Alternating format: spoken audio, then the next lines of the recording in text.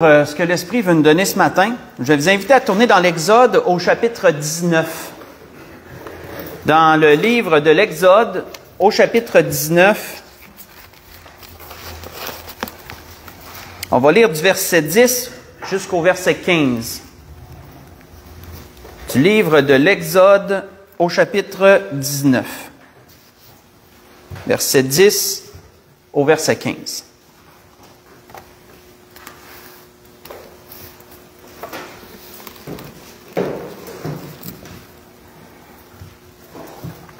Pour vous mettre dans le contexte, le peuple a traversé une partie du désert depuis la sortie du pays d'Égypte, depuis la traversée de la mer Rouge. Et là, Dieu les a fait bifurquer vers le mont Sinaï, parce que sinon, s'ils auraient été en ligne droite d'un bout à l'autre à partir du temps qu'ils sont sortis de la mer Rouge, ben ça leur a été pas mal moins long. Parce que quand vous regardez la configuration de la map, mettons que la terre promise est là, qu'ils sont sortis là, mais le mont Sinaï est en bas là. Fait qu'ils ont dû faire un détour par le mont Sinaï pour ensuite remonter et aller vers la terre promise. Et là, on parle pas du 40 ans d'errance, là. Donc, Dieu voulait les rencontrer au mont Sinaï, et c'est là qu'on lit. Si on lit à partir du verset 10, il est dit, « Et l'Éternel dit à Moïse, va vers le peuple, sanctifie-les aujourd'hui et demain, qu'ils lavent leurs vêtements, qu'ils soient prêts pour le troisième jour, car le troisième jour, l'Éternel descendra aux yeux de tout le peuple sur le mont Sinaï. Tu fixeras au peuple des limites tout autour et tu diras, gardez-vous de monter sur la montagne ou d'en toucher le bord. Quiconque touchera la montagne sera puni de mort. On ne mettra pas la main sur lui, mais on le lapidera ou on le percera de flèches. L'animal ou homme, il ne vivra pas. Quand la trompette sonnera, qu'ils s'avanceront près de la montagne, Moïse descendit de la montagne vers le peuple, il sanctifia le peuple et ils lavèrent leurs vêtements. Et il dit au peuple, soyez prêts dans 3 jours, ne vous approchez d'aucune femme. On va arrêter ici. Donc, comme je viens de vous mettre le préambule, après plusieurs mois de marche dans le désert, ils arrivent au mont Sinaï. Et là, c'était vraiment une rencontre toute spéciale parce qu'ils allaient rencontrer Dieu. Ils allaient rencontrer Dieu. Donc, ce n'était pas un rendez-vous anodin. Et le mot d'ordre dans ce qui était de rencontrer Dieu, c'était d'être prêt à rencontrer Dieu, justement. Parce qu'on voit que qu'est-ce qu'il leur avait dit, après leur avoir donné un minimum de prescription, il leur avait dit, soyez prêts. Qu'ils soient prêts pour le 3e jour, lorsque Dieu descendra sur la montagne et qu'ils le rencontreront. Qu'est-ce qu'il voulait dire par là, de dire, soyez prêts? Quand on regarde selon le dictionnaire, c'est quoi être prêt? Être prêt, c'est être en état de faire, de dire, de recevoir, d'entendre quelque chose qui est disposé ou préparé à quelque chose. Donc, quand tu es prêt, tu es en état, comme la description le dit, de recevoir, de faire, ou etc. Tu es préparé. Tu es préparé à quelque chose. On voit que Dieu leur avait donné ici des prescriptions claires pour être prêt. C'était pas vague. Dieu avait certaines prédispositions, certaines ordonnances en ce sens. Moïse devait les sanctifier. Autrement dit, il devait y avoir un sacrifice animal, il devait avoir une sanctification.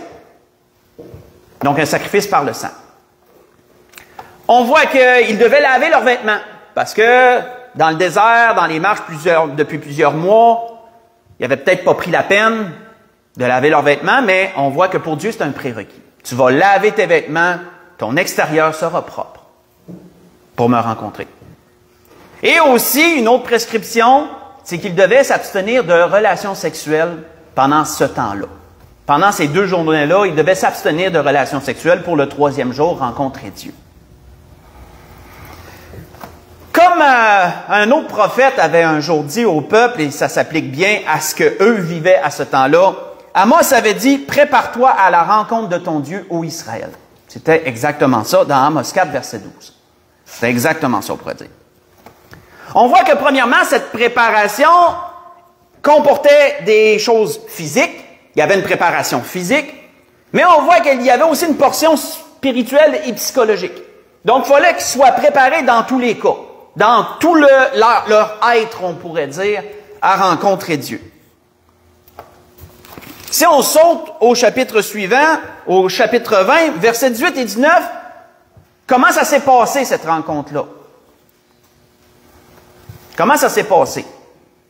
On pourrait peut-être se dire, ben ça a été, comme on dirait dans notre anglicisme, ça a été chill, ça a été doux, ça a été une rencontre bien simple, quoi. Pas vraiment. Pas vraiment. On voit qu'il nous est dit, chapitre 20, verset 18, « Tout le peuple entendait les coups de tonnerre et le son de la trompette. Il voyait les flammes de la montagne fumante. Et à ce spectacle, le peuple tremblait. Et il se tenait dans l'éloignement. Ils dirent à Moïse, « Parle-nous toi-même et nous écouterons, mais que Dieu ne nous parle pas de peur que nous ne mourions. » Donc, on peut voir que c'était pas une petite rencontre bien chill, bien douce. On peut voir que de rencontrer Dieu, c'est pas n'importe quoi. C'est pas comme d'aller rencontrer un voisin. C'est vraiment, ça comporte vraiment une préparation et c'est un rendez-vous qui est très sain. Qui est très sain. Qu'est-ce que ça prenait dans un premier temps pour qu'il soit prêt? Ça prenait, quand on y pense, un grand respect pour celui qu'ils allaient rencontrer. Ça prenait, frères et sœurs, premièrement, dans cette préparation-là, un respect. Un respect pour Dieu. On voit que le Seigneur avait donné un jour une parabole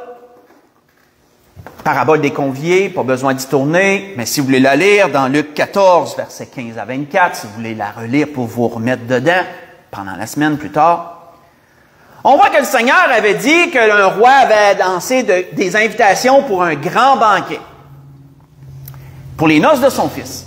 Et que là, ben, les invités, qui pourtant avaient été avertis d'avance, s'étaient tous mis, du moins les plus imminents, ceux qui avaient reçu l'invitation, s'étaient tous mis à s'excuser unanimement, de dire « Moi, j'ai ça à faire, moi, j'ai telle affaire à faire, moi, j'ai telle affaire à faire. » Qu'est-ce que ça montrait, ça? Si on lit entre les lignes, si on regarde au-delà des excuses, ça montrait quoi?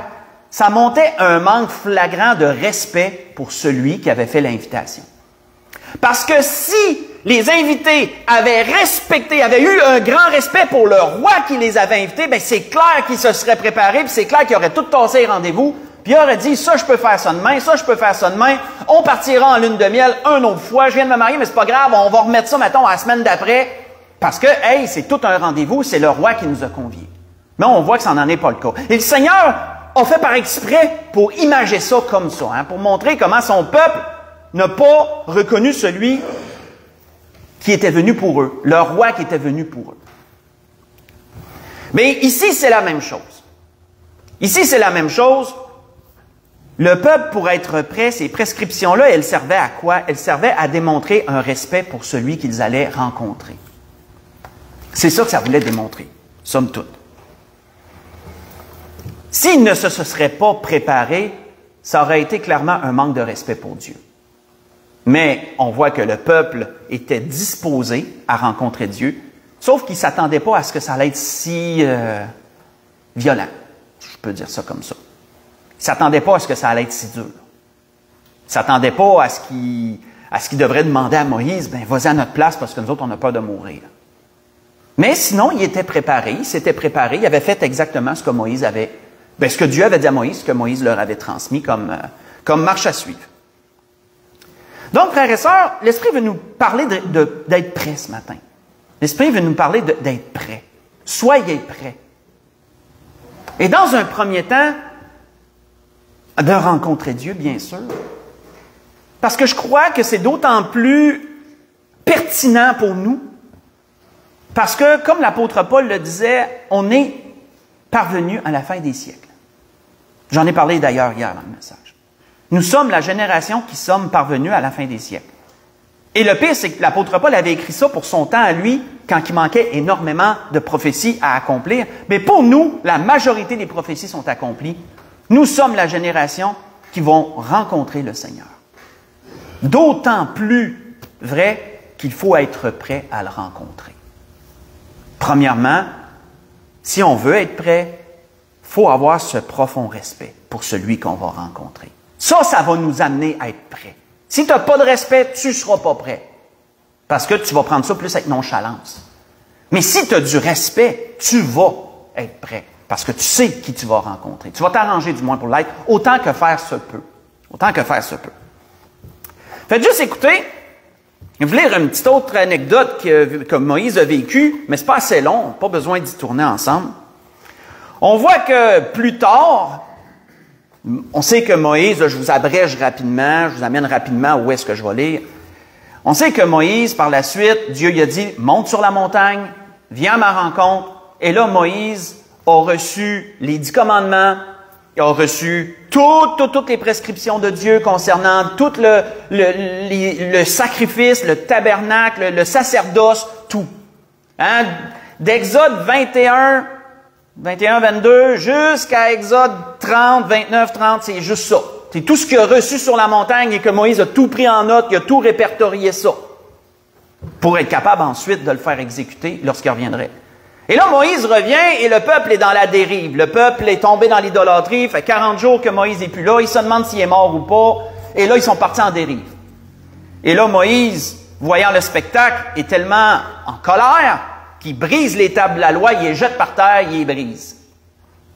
Mais là, Dieu n'était pas fâché que Moïse ait brisé les tables. Dieu savait pourquoi Moïse avait fait ça. C'est dans un accès de colère face au spectacle qu'il avait vu, puis il ne s'attendait pas pantoute à voir. Mais là, par exemple, qu'est-ce que Dieu dit à Moïse par la suite? Faites juste écouter. L'Éternel dit à Moïse, « Taille 2 tables de pierre comme les premières, et j'y écrirai les paroles qui étaient sur les premières tables que tu as brisées. Sois prêt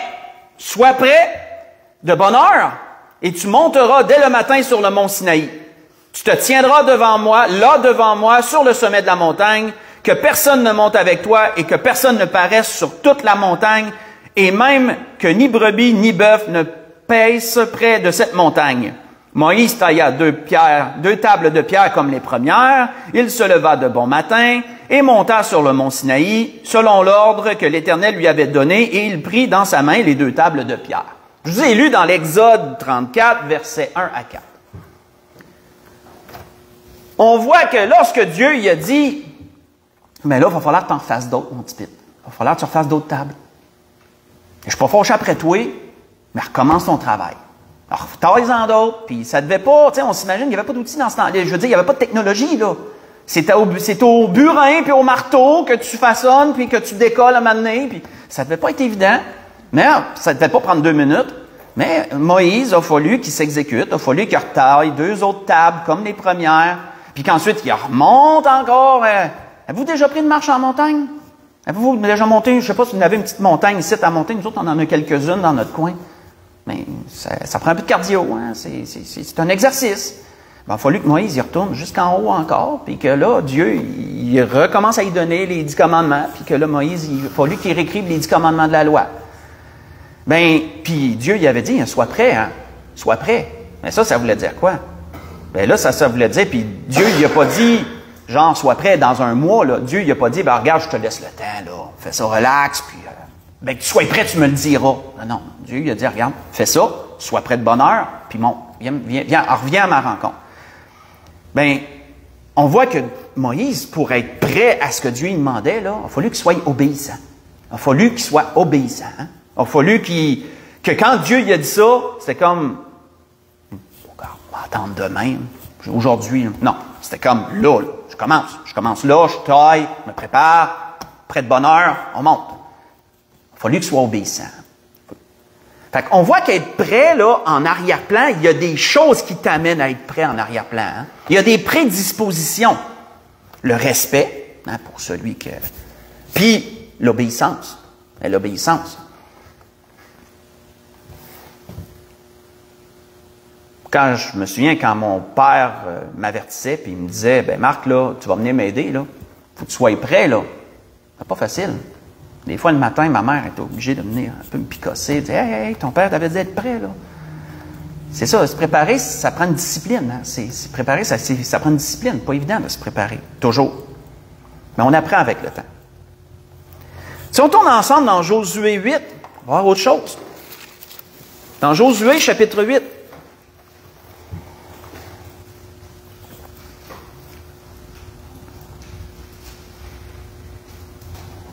Josué, chapitre 8, si on lit du verset 1 à 4. Et là, on se transporte dans le temps. Le peuple a commencé sa conquête de la terre promise. Mais là, il y a eu une occasion où quelqu'un a péché. Ça l'a fait que Dieu n'était pas avec eux dans une guerre qui semblait somme toute facile. Ils ont perdu contre une petite ville. Mais là, ils se sont redressés. Ils ont corrigé la situation. Et là, Dieu leur dit, maintenant, c'est le temps. Josué chapitre 8, versets 1 à 4, l'Éternel dit à Josué, « Ne crains point et ne t'effraie point. Prends avec toi tous les gens de guerre, lève-toi, monte contre Haï. Vois, je livre entre tes mains le roi d'Haï et son peuple, sa ville et son pays. Tu traiteras Haï et son roi comme tu as traité Jéricho et son roi. Seulement vous garderez pour vous le butin et le bétail. Place une embuscade derrière la ville. » Josué se leva avec tous les gens de guerre pour monter contre Haï. Il choisit 30 000 hommes vaillants qu'il fit partir de nuit et auxquels il donna cet ordre. « Écoutez, vous vous mettrez en embuscade derrière la ville, ne vous éloignez pas beaucoup de la ville et soyez tous prêts. » On va arrêter là. Soyez tous prêts. On voit que là, Dieu leur avait donné la stratégie pour vaincre. Placez-vous en embuscade, puis qu'il y ait une partie qui attire les gens dehors, puis que la partie en embuscade ensuite vienne par en arrière, puis que ce soit pris en tenaille, qu'il soit pris en tenaille et qu'il se fasse comme ça, vaincre comme ça en tenaille. Belle stratégie, ça a été répliqué plusieurs temps dans l'histoire, 100%. Mais on voit que qu'est-ce que Josué a donné comme prescription aux combattants qui étaient en embuscade? Là, ça ne sera pas le temps de vous endormir. Là. Ce ne sera pas le temps de regarder un peu partout. Là, vous allez être sur le qui-vive, puis vous allez vous tenir prêt. Parce que lorsque ça va être le temps, moi, j'ai besoin que vous réagissez au quart de tour. Il ne faudra pas qu'il y en ait un qui soit en train de dormir, puis l'autre en train de faire d'autres choses. Soyez prêts, là. On peut voir que la stratégie faisait partie un peu, le succès de la stratégie allait être dans le fait qu'il soit prêt. Lorsque la bataille serait là, il fallait qu'il soit prêt. Là. Il fallait qu'il soit prêt. On voit qu'un peu dans les juges, il avait été dit ceci dans les juges, et ça dénote un peu le fait. On voit que Déborah, dans son cantique, dans les juges, elle avait dit, « Des chefs se sont mis à la tête du peuple en Israël, et le peuple s'est montré prêt à combattre. Bénissez-en l'Éternel. » Dans Juges 5, verset 2, le peuple s'est montré prêt à combattre. Est-ce que nous sommes prêts, frères et sœurs, à combattre? Et là, bien sûr, je ne suis pas en train de vous parler de vous retrousser les manches, de vous serrer les poings, d'aller chercher des armes. Non, bien sûr que non. On sait que notre combat n'est pas physique.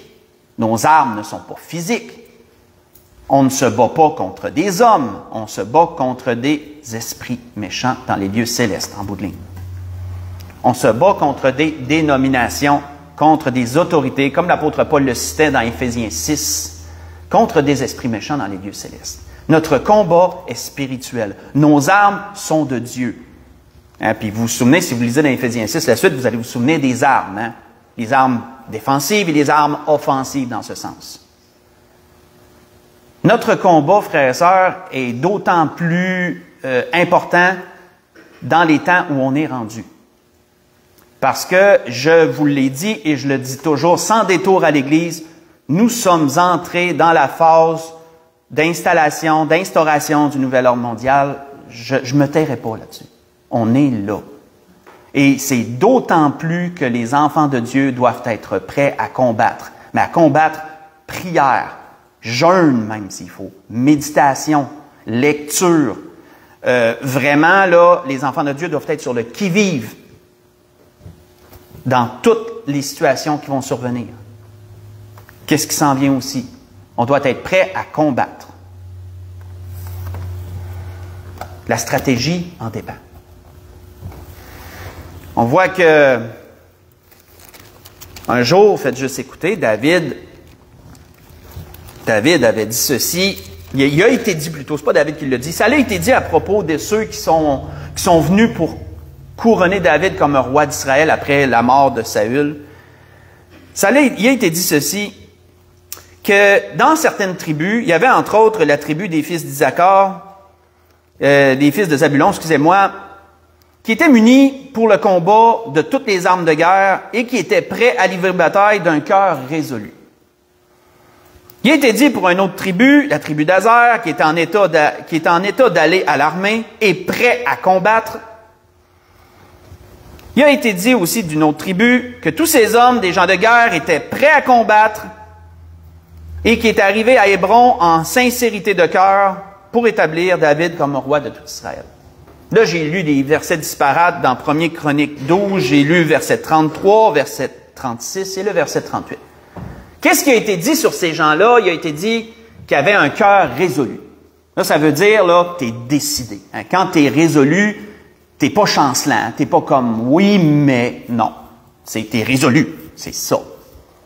Il était vaillant. Tu es vaillant, là, tu es courageux. Tu n'es pas quelqu'un là, qui va voir le danger, qui va dire « Ah, en fin de compte, non. Tu es vaillant, tu vois le danger, tu vas l'affronter. Tu ne te sauveras pas. Il était résolu, il était vaillant. Mes frères et sœurs, le Seigneur a besoin de chrétiens de cette trempe pour les temps où on est rendu. Tu veux être prêt à rencontrer le Seigneur? Tu veux être prêt à mener les combats? Ben, tu dois être résolu. Tu dois être affermi dans le Seigneur, affermi dans la saine doctrine, affermi dans ce que tu vas faire et ce que tu ne feras pas, affermi dans ce que tu vas dire oui et dans ce que tu vas dire non, concernant les choses qui s'en viennent, entre autres. Sommes-nous prêts? Sommes-nous prêts? On voit que l'apôtre Paul disait aux Corinthiens ceci à propos des choses qui sont arrivées, bien sûr. Là, je vous cite le verset que je vous avais précédemment dit. Ces choses leur sont arrivées, disait Paul, à toutes. Qu'est-ce qu'on vient de lire, entre autres? Hein? On peut parler de Moïse, on peut parler de Josué, etc. Là, ces choses qu'on a vues, toutes ces choses, l'Ancien Testament, somme toute, les Écritures, ces choses leur sont arrivées pour servir d'exemple et elles ont été écrites pour notre instruction, à nous qui sommes parvenus à la fin des siècles. L'apôtre Paul disait ça dans 1 Corinthiens 10, verset 11. Si, frères et sœurs, ils eurent à être prêts dans différentes circonstances de ce qu'on a vu, puis on aurait pu en voir beaucoup plus parce que cette idée revenait très souvent, bien, surtout nous, frères et sœurs, qui sommes rendus à la fin des siècles, devons-nous être prêts. Surtout nous. Et d'ailleurs, le Seigneur, déjà de son temps, le disait à ses disciples. Si on tourne dans Matthieu 24, qu'est-ce que le Seigneur disait à ses disciples en ce sens? Matthieu, chapitre 24. Là où le Seigneur parle, entre autres, des choses qu'on vit et des choses qu'on va vivre. Pour certaines. Je ne dis pas qu'on va tout vivre. Pour certaines. Parce que nous sommes cette génération-là. Et cela ne doit pas nous faire peur. Quoique c'est épeurant. Ça ne doit pas nous faire peur. Au contraire. On doit être animé de courage, de vaillance, de résolution. Si le Seigneur nous a permis que ce soit nous qui soyons là, c'est parce qu'on est capable d'être là. C'est parce que le Seigneur est puissant pour nous protéger, nous préserver et nous affermir, pour qu'on puisse, comme une sœur le dit dans sa prière, demeurer jusqu'à la fin, jusqu'à ce que le Seigneur revienne. Dans Matthieu 24, il est dit à partir du verset 36, Jésus disait, « Pour ce qui est du jour et de l'heure, personne ne le sait, ni les anges dans les cieux, ni le Fils, mais le Père seul. Ce qui arriva du temps de Noé arrivera de même à l'avènement du Fils de l'homme. Car dans les jours qui précédèrent le déluge, les hommes mangeaient, buvaient, se mariaient leurs enfants, jusqu'au jour où Noé entra dans l'arche. Et ils ne se doutèrent de rien jusqu'à ce que le déluge vienne et les emporte tous. Il en sera de même à l'avènement du Fils de l'homme. Alors, de deux hommes qui seront dans un champ, l'un sera pris et l'autre laissé. De deux femmes qui moudront à la meule, l'un sera pris, l'autre laissé. » Ce que le Seigneur nous dit, juste une parenthèse que je vais ouvrir et refermer, peut-être qu'on vous l'a déjà fait remarquer, précédent pasteur, peut-être qu'il y avait beaucoup d'enseignements, aux autres aussi, peut-être vous fait remarquer, mais Lorsque l'enlèvement se produira, ça sera dans des temps différents. Je veux dire, ça va être tout en même temps, mais pour les gens, ils seront pas tous comme en Chine. Ils dorment peut-être présentement. Je veux dire, dans certaines parties du monde, on n'a pas toute la même heure. Hein. Puis quand on lit ces choses-là, on voit que parfois ça va être l'après-midi. Pour certains, ça va être l'après-midi. Ils vont être en train de travailler dans le champ. Pour d'autres, ça va être le matin. Ils vont être en train de moudre le grain. Et là, je fais des parallèles avec ce qu'on vient de lire. Mais autrement dit, pour différentes parties du monde, parfois, pour certains, ça va être le matin. Pour d'autres, ça va être le soir. Pour d'autres, ça va être la nuit. Pour d'autres, ça va être le jour, l'après-midi, avant-midi. Mais lorsque le Seigneur va revenir chercher, pouf, tout en même temps, chacun où qu'ils sont, dépendant de ce qu'ils sont en train de faire, ceux dont leur nom est écrit dans le livre de vie, qui font partie de l'Église du Seigneur, vont être enlevés. C'est ce que la Bible nous dit. Mais qu'est-ce qu'il dit, par exemple? Qu'est-ce que le Seigneur dit suite à ça? Pas que ça va être après, c'est que pour ça, ça arrive de la bonne façon. Pour nous, je veux dire. Qu'est-ce qui est décrit après? Veillez donc. Hein? Veillez donc, puisque vous ne savez pas quel jour votre Seigneur viendra. Sachez-le. Sachez-le bien. Si le maître de la maison savait à quelle veille de la nuit le voleur doit venir, il veillerait et ne laisserait pas percer sa maison. C'est pourquoi vous aussi, tenez-vous prêts. Hein? Tenez-vous prêts, car le Fils de l'homme viendra à l'heure où vous n'y penserez pas. À l'heure où vous n'y penserez pas.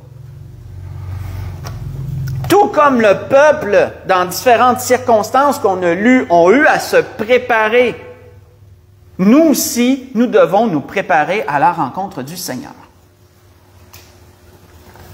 Pour se préparer, le peuple a eu certaines prédispositions à avoir, entre autres, respect pour celui qui s'en vient. On a un rendez-vous. Quel respect avons-nous envers celui qui s'en vient? Ça va nous amener à nous préparer, ça, en fonction de ça. On a vu, entre autres choses, aussi l'obéissance. Quelle est ton obéissance envers celui qui s'en vient? Ça va t'amener à te préparer. On a vu qu'on a un combat à mener pour celui qui s'en vient. Ben, si tu es prêt, tu vas être résolu, tu vas être vaillant, tu ne reculeras pas face au danger, face aux choses qui s'en viennent. Tout ça font que tu seras prêt. C'est toutes des prédispositions psychologiques qui font qu'une personne est prête à toute éventualité. Parce que détrompons-nous, frères et sœurs, certains pensent que le retour du Seigneur va venir dans la douceur et dans la paix et que les gens vont l'accueillir. Détrompons-nous. Détrompons-nous. Ceux qui vont dire ça, ça va être ceux qui vont accueillir l'Antéchrist. L'Antéchrist va venir comme quelqu'un qui va venir sauver, qui va venir délivrer. Les gens vont l'accepter, ils vont le recevoir pleinement. Mais le Seigneur va venir dans des temps de douleur, frères et sœurs. Le Seigneur va venir dans des temps de douleur. Et lorsque le Seigneur va revenir, ben, ils ne voudront pas l'accueillir. Hein. La Bible nous dit que le Seigneur va devoir se battre. Hein, puis quand on lit dans l'Apocalypse, à la fin, lorsque le Seigneur va revenir, ça va être sanglant. Là. Ça va être sanglant. Là. À la vallée de Megiddo, ça va être sanglant. Ça ne se fera pas dans le calme et la paix. Là. Ça va se faire dans le sang. Ça va se faire dans la guerre et dans le sang que le Seigneur va venir établir son règne. C'est quelque chose, là. Donc, d'autant plus que si tu es prêt à combattre. Puis présentement, on voit que ce qui s'en vient pour l'établissement du royaume des cieux, pour l'établissement du règne de 1000 ans, là, ben on voit que, regardez présentement comment ça brasse. Il faut que ces choses-là arrivent pour qu'ensuite, le Seigneur vienne établir son règne. Mais ça ne se fait pas dans la douceur, c'est pas doux, là. C'est pas doux, là. Donc, il faut garder ça en compte. On voit que l'apôtre Paul avait dit ceci à Timothée par rapport à être prêt. Par rapport à être prêt. Et je vais expliquer, bien sûr. L'apôtre Paul avait dit à Timothée, rappelle-leur d'être soumis aux magistrats et aux autorités, d'obéir, d'être prêt à toute bonne œuvre. Hein, de savoir en tout temps comment agir. De ne médire de personne, d'être pacifique, modéré, plein de douceur envers tous les hommes. Tite, chapitre 3, versets 1 et 2. Et ici, c'est sûr qu'il y a quelque chose à expliquer. Et moi, vous savez, j'en veux, et je le dis ce matin, c'est de cœur,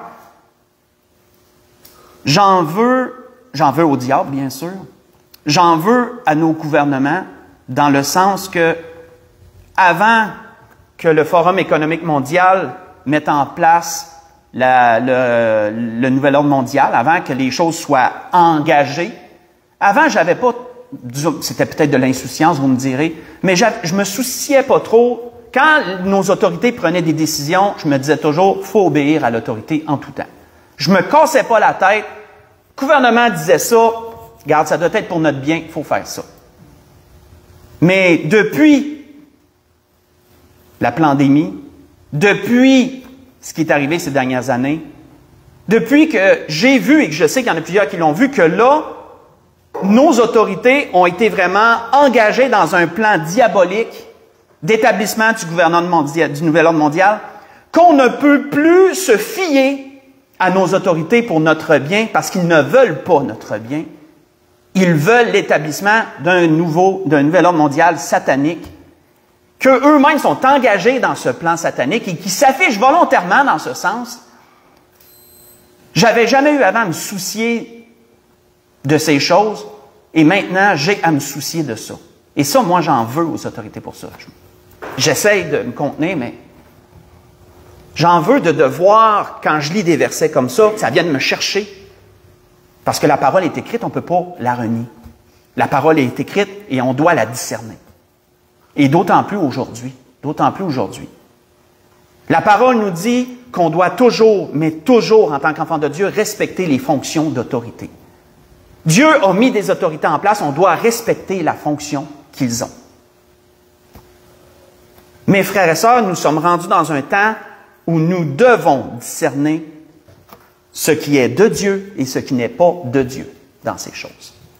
Même si ça vient des autorités, il doit y avoir un discernement. Il doit y avoir un discernement. Parce que de nos jours, quand que l'autorité s'affiche volontairement avec des signes comme ça, le 666, juste avant d'entrer en onde, et qu'il amène des choses, si tu obéis à tout, tu obéis au diable parfois. Et là, c'est là que ça devient vraiment dur pour l'enfant de Dieu. Qu'est-ce qu'on fait et qu'est-ce qu'on ne fait pas? Et dans ce qui s'en vient, ça va être aussi pire et même pire. Il va falloir avoir beaucoup de discernement. Et je vais laisser le Seigneur dire la parole qui vraiment s'applique à tout ça. Le Seigneur avait un jour dit, lorsqu'on y a amené un denier, parole simple, mais qui dit tout. Quand on lui a donné un denier, puis on lui a dit, qu'est-ce qu'on fait avec ça? Payons-nous le tribut ou pas? Qu'est-ce que le Seigneur avait dit? Rends à César ce qui est à César et à Dieu ce qui est à Dieu. Ça, c'est le mot d'ordre pour l'enfant de Dieu. Dans tout ce qu'on va nous demander dans ce qui s'en vient, nous allons devoir rendre à l'autorité ce qui est à l'autorité. Dans certaines choses, nous allons devoir obéir, parce que Dieu demande d'obéir aux autorités. Mais dans ce qui va nous être demandé, qui va outrepasser leurs lignes, leurs limites par rapport à Dieu, nous allons devoir dire non, j'obéis à Dieu premièrement. Rends à César ce qui est à César et à Dieu ce qui est à Dieu. C'est ce qui est arrivé ces dernières années. Ça a été difficile à trancher. Parce qu'on n'a jamais eu à faire ça avant.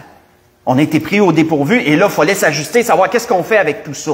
Tout ce qui nous avait été demandé. Mais on a appris. Je crois qu'on a appris. Mais maintenant, frères et sœurs, le défi de l'enfant de Dieu par rapport à ces versets qu'on doit appliquer, c'est de ne pas se révolter contre les autorités. Même si on connaît leur allégeance et leur appartenance, nous devons respecter les fonctions. C'est écrit, on respecte les fonctions. Mais avoir du discernement en ce qui est demandé, est-ce que ça brime ce que Dieu demande? Si ça brime juste nous-mêmes, là, moi je dis qu'on doit obéir jusqu'à un certain point. Si ça brime juste nous-mêmes, je parle. Mais si ça va toucher à Dieu, c'est là que l'Église dit non. C'est là que les enfants de Dieu disent non. Désolé, tu ne peux pas aller là. Ça appartient à Dieu, ça ne t'appartient pas. Et ça, frères et sœurs, j'ai jamais eu à faire cet exercice-là avant, puis c'est pour ça, j'espère que vous comprenez ce que je veux dire. Quand je dis j'en veux aux autorités, là, le Seigneur nous demande d'aimer tout le monde, j'haïs personne. Mais j'ai jamais eu à faire cet exercice-là avant, puis c'est très demandant. Et je crois que c'est de même pour vous. C'est pour ça que, quand on lit ces choses, il doit y avoir du discernement dans ces choses-là. Mais ce qui est écrit, on ne peut pas outrepasser ce qui est écrit. Donc, on applique la parole de Dieu en entier dans tout ça. Mais, soyons certains que si Satan a réussi à nous tordre comme ça, à nous, comment je pourrais dire, à nous amener vraiment du tourment dans ce sens, Satan sait se servir de la parole de Dieu pour essayer de nous faire bifurquer. Hein, souvenez-vous ce que Satan a fait avec le Seigneur. Hein, il est écrit ça, tu peux le faire. Là. Puis le Seigneur disait pourtant non. Il disait pourtant non, Seigneur. Fait beaucoup de discernement dans les temps qui s'en viennent. Beaucoup de discernement. Mais je crois que le Seigneur va nous en donner. Son esprit est là. Le Seigneur va nous donner le discernement dont nous avons besoin. Mais frères et sœurs, l'Esprit nous dit ce matin quoi? Soyez prêts. Et c'est sérieux. C'est sérieux, je le sens bien. Soyez prêts. Soyons prêts à ce qui s'en vient. Comment être prêt? Méditez sur ce qui vient d'être dit. Soyez prêts. C'était ce que l'Esprit voulait nous dire ce matin, dans toutes ces choses. Je ne sais pas ce qui nous pend en bout du nez. Moi, je ne me prétends pas prophète. Il y en a qui se donnent des titres pompeux. Je vois des vidéos sur YouTube, là, il y en a qui se font appeler prophète tel, prophète tel. Je ne me ferais pas appeler prophète Marc. Non. J'en suis pas un. Mais j'ai l'Esprit de Dieu, je crois l'avoir. Et je crois que si l'Esprit nous donne d'être prêts, il y a une raison pour ça. S'il nous dit « soyez prêts », il y a une raison pour ça. Donc, pour conclure ce que l'Esprit a voulu nous dire ce matin, on va aller dans les Actes au chapitre 21. On va conclure là. Dans les Actes au chapitre 21.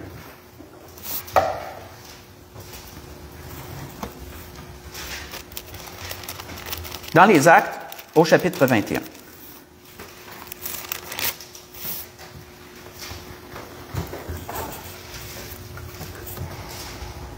On va lire à partir du verset 10. Verset 10 au verset 14.